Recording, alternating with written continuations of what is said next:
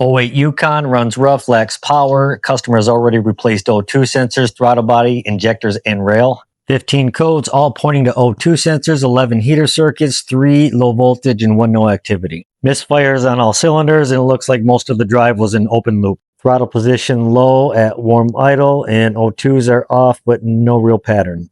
Looking at the full log, we see the O2s wake up with exhaust heat, but they do go lean under a load. In mode 6, all O2 heater monitors failed. At this point, I'm thinking PCM, serious wiring damage, or a shared fuse is blown. Wiring schematic shows separate fuses for the front versus rear, and I'd like to get a quick fuel pressure test, but the customer's new rail does not have the easy-to-get-to test port installed on it. So now it is time to talk to the customer before going further. So I said, hey, Mr. Customer, why did you replace all 4 O2 sensors?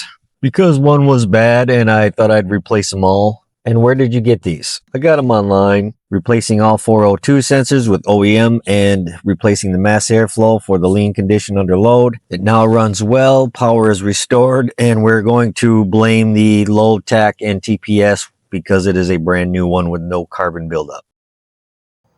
The first 15 minutes is about ruling out what isn't the problem. That's why I built Pit Fusion.